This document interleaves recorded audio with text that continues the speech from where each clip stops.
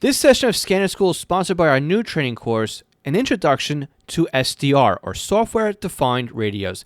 Now, this course is designed to walk you through the process of not only purchasing, but also installing an SDR, getting the accessories hooked up, and getting the software installed in your computer so you are ready to go without wasting time and getting you operational as soon as possible.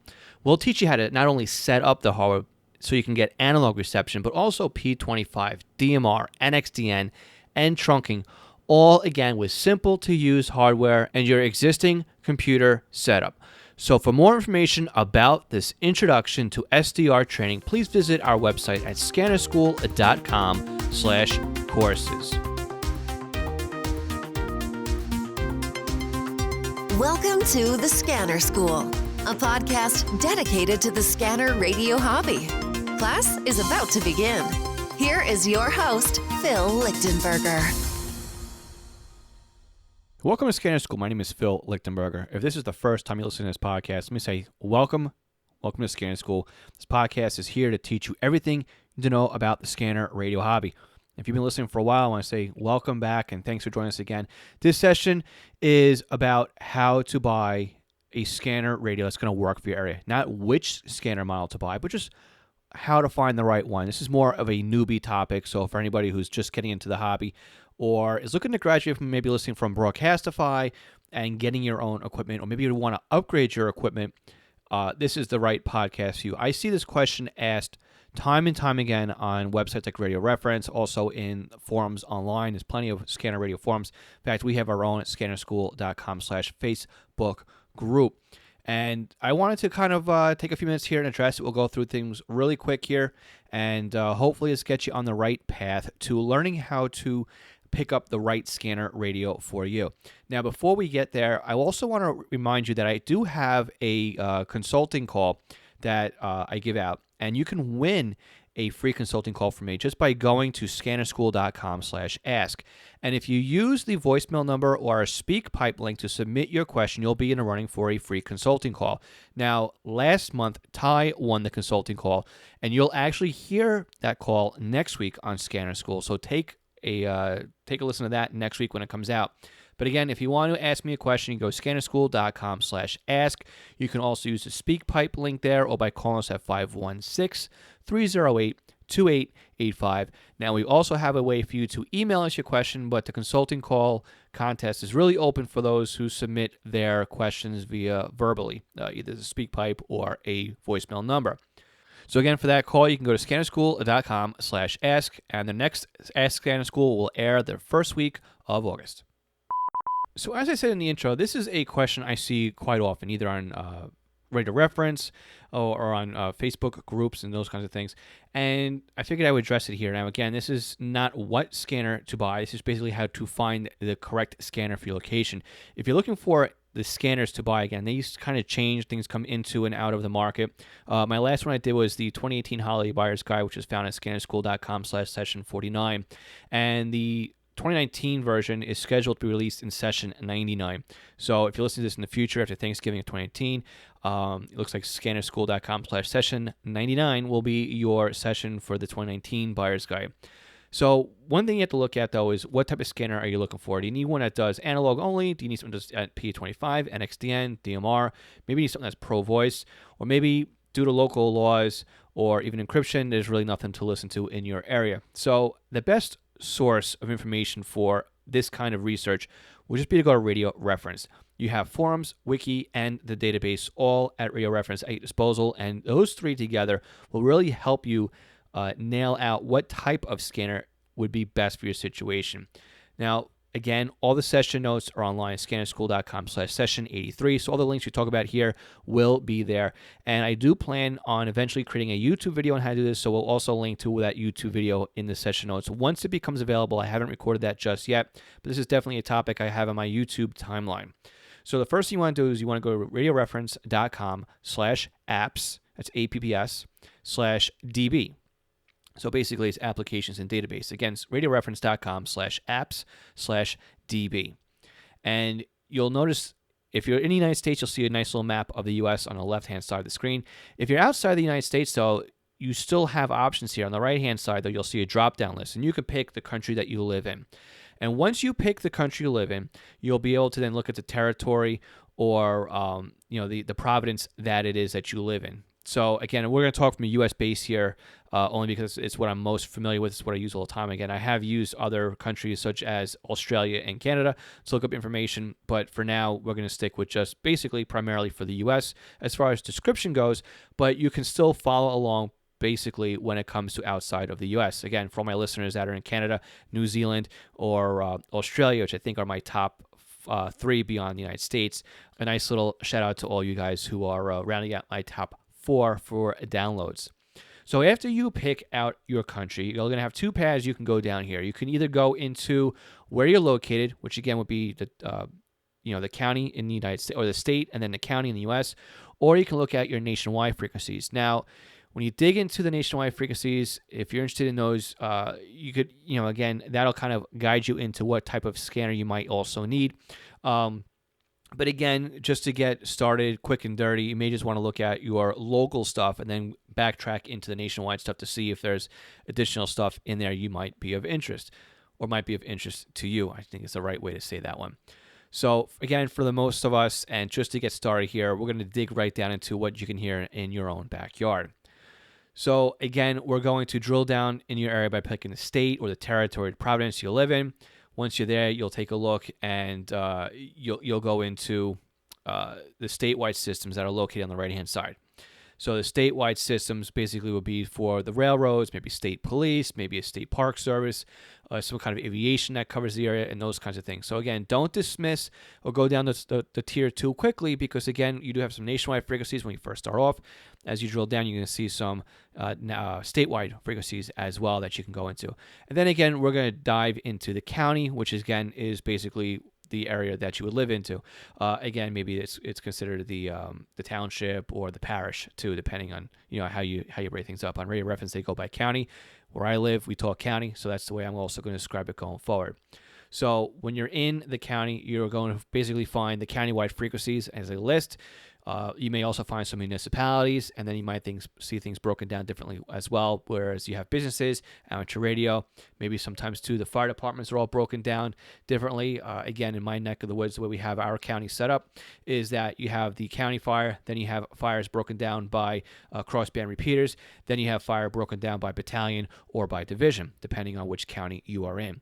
So each radio reference database is kind of structured the same, but also has some flexibility that works best for each area. So the information is going to be there. It might be a little bit different from one place to the next, but the core information is all going to be the same, which we're going to talk about right now. So you have basically a heading or a category, and you're going to have a description of that subcategory. Read those descriptions, because those descriptions are very important. It can tell you that, these frequencies here are simulcast on the trunk system, or all frequencies here will be moved over to the trunk system on such and such a date, or especially where I live, we use the UTAC, the VTAC, or the 800 IO frequencies. And those you can't put in the radio reference database if they're normalized in the national database. So on a couple of systems that I was administrating, I would type in there, I would say that the tactical channels that are in use are UTAC, this, that, and the other thing. You can find a link to those in the nationwide system by clicking here. So that will allow us to keep the database clean, but also to point to where that information can be found. So that's very important to read the description in the database. So when we look at the chart of frequencies, we're going to notice a couple of columns that are there. So the first column you'll see is the receive frequency. And the default view of this is to have the transmit frequency hidden, and we really don't need to worry about the transmit frequency when it comes to scanning. You also will look at, what the receive frequencies is basically what type of radio you're using. Will it pick up those receive frequencies, right? This is one of the very first things we're going to be noticing. If you're using like a cheap Chinese radio, like the Baofeng radios, they don't do low band. They don't do 800 or 700. So if your frequencies are analog, but say 4610, guess what? 4610 can't go into a Baofeng radio. So you're going to look for something that will handle those frequencies. If you have an older radio that doesn't do the UHF-T band, right, that's beyond 470 megahertz, I have one of those in my garage, and I was pretty disappointed that, oh yeah, this one doesn't do the T-band, so I wasn't able to put my frequencies in there as well. Again, some of the older radios are limited because that's what was out there. That was what was in use when those frequencies were manufactured, or those radios were manufactured. Additionally, too, you may find out that you may be limited though on narrowband FM and standard FM, and we'll talk about that in 1 second. So again, you have the frequencies, your first column in play here. And then you also have the FCC licensing, which really don't have to look at too much at this point. It's basically just for our record, or so we can click on that and then go to see where the tower locations are. But as far as buying a radio, we don't need to worry about the license themselves. But the license type is something you want to look at, because the frequency can be labeled as a base, a mobile, a repeater, or a fixed. Now, you can have 2 of these designations per frequency in the radio reference database. So you might see BM for both base and a mobile. You might see RM for a repeater and a mobile. You might just see an M. You might just see B, right? Now, again, if you see just a M, that means it's a mobile or a handheld radio that's using that frequency. Again, if you have a fireground channel, it might just say M. Now, will you hear a fireground channel on your scanner? Maybe, maybe not. But chances are, if it's an RM, you will. All right. And we could dig down this further down, but right now it's just basically how to find the radio itself. So again, frequencies and the type. Now, obviously, you can want to look at the description. The description basically will tell you what the frequency is, and sometimes in parentheses it might tell you, encryption or something like that you might need to know there in there. So the other thing you want to look at too is the mode, right? The mode is going to tell you if it's FM, FM narrow, if it's telemetry, which again we're not going to be able to monitor with anything unless you have something set up to your computer that has an application that can monitor that. You're going to see P25, DMR, NXDN in this field. If you see one of those, P25, DMR, NXDN, that means right away you have to look at something as a digital capable radio that can handle the P25, DMR, NXDN. Chances are, though, if you see FM, FM narrow, or AM in that column, you're good with any off-the-shelf type of radio. Now, if you need a refresher on P25, you can take a listen to sessions number 15 and 16. If you need a refresher on NXDN, you can listen to sessions 43 and 44. And if you need a refresher on DMR, you can listen to sessions 55 and 56. Now, finally, the very last column in this frequency row, that is the type. Now, the type will be something like fire dispatch, will be fire TAC, it'll be law dispatch, etc., etc. But the one we want to look out for is deprecated. Deprecated basically means that the frequency is still in the radio reference database, but it's no longer in use. Normally, us admins will set it to deprecated only to kind of give it as a last call. Like, this frequency is no longer in use. If you still know it's in use, please submit to the radio reference database so that we know that's still in use. But it's kind of like a last minute chance to say, okay, this frequency is going away. It's possibly going to be deleted from the radio reference database because it's no longer in use. When you also see that, you may want to go, okay, let me look in the forums, let me look on the trunking system to see if maybe this frequency has moved over to another location such as that. So again, if you see, maybe you see like a bunch of analog FM narrow channels, but they're all deprecated. That's a good indication, to make sure you double check at the header of that table, make sure there's no notes for that system in there. And if there are, to go see what those notes say, because again, those might be going away. Okay, so now on to the trunking tables. Now, if we are in the county that we're looking at, if you scroll beyond where you have all the conventional channels, at the very bottom of the page, that's where you have all of your trunking.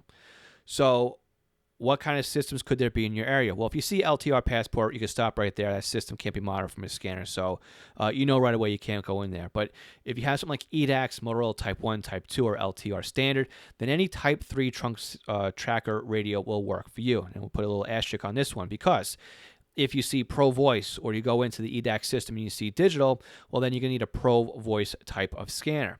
Now, again, most EDAX systems that support Pro Voice, the Pro Voice is an optional paid upgrade.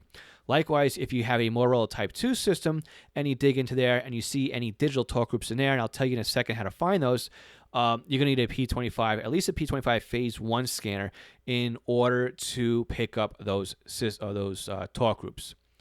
Now, if you see DMR or NXDN as the trunk type, maybe if you see DMR Tier 3, you're going to also need to find a radio that handles DMR or NXDN. Now, again, like the Whistler TRX1, TRX2, they'll do DMR and NXDN out of the box. But if you have any Uniden scanner, DMR and NXDN are paid upgrades. So keep those in mind as well.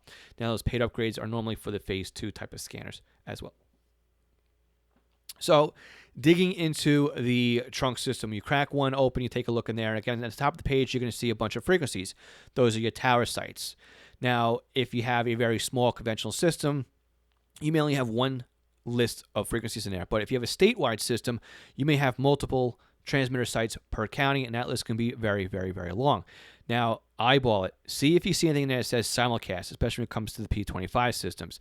If you see simulcast, it might be an indicator that you can't use an older generation of scanners, like the P25, the P2 series scanners, or the TRX1, TRX2. You'll need something with an IQ scanner, such as the SDS100 or the SDS200. Now, the best course of action here is to go into the forums for your state and just quiz them over there. Hey, I'm a brand new into scanning. I'm looking at buying a scanner, but I notice there's a bunch of simulcast sites on the system.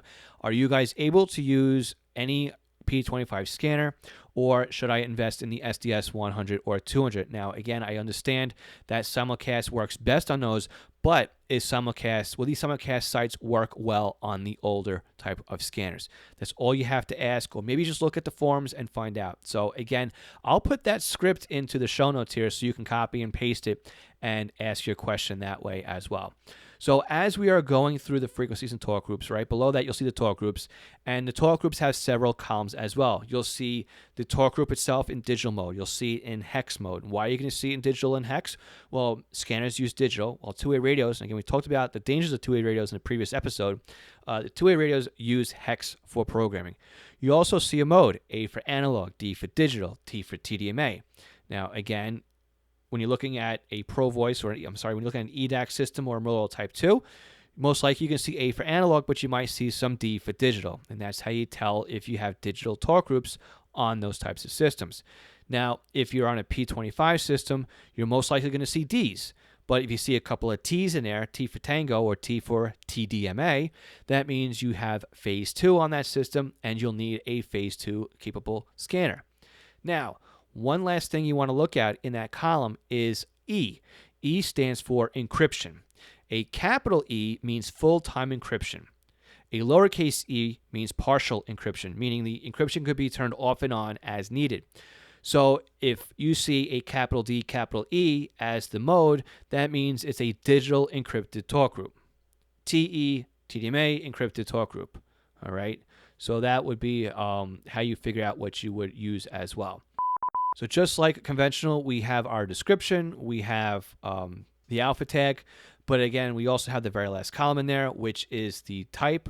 And again, law attack, fire dispatch, EMS dispatch, hospitals, schools, and deprecated. Again, deprecated means that it is no longer in use. Okay, so while we're also in the radio reference, whether it's conventional or the trunking systems, you also might notice at the very top right, you're going to see 4 light blue boxes.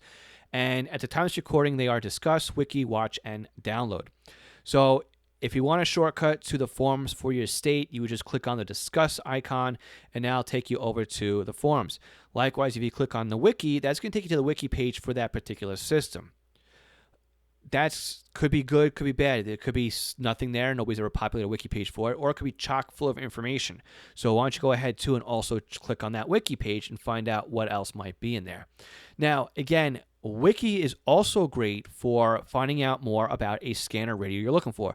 So now you've done all this research. You know that the systems you're looking for might have digital, might be P25. Maybe it's just a Pro Voice system, or maybe you just have to worry about NXDN.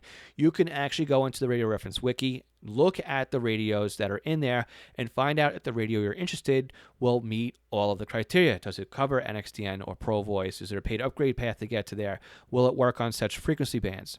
So the Radio Reference Wiki is a great tool to find out, once you've done all your homework, if that radio will work there. So to summarize, you want to use the radio reference database to find out what type of modulation schemes and systems are in use in your immediate area. Be on the lookout for flags that mark digital modulation, such as NXDN, DMR, and P25. You also want to be on the lookout for flags that mark encryption, such as the capital or lowercase e, once you start looking in the trunk systems. Take a look at the trunk systems at the very bottom of the county pages and enter each one of those to make sure there is no digital or encryption on those systems if you're expecting not to see either or. Again, for the analog systems such as EDACs and Motorola Type 2, If you see all A's on there, you're good to go. But if you see a D, you're going to need a P25 scanner or a scanner that's handling Pro Voice. Now, I also have a very great companion download that can go along with this topic.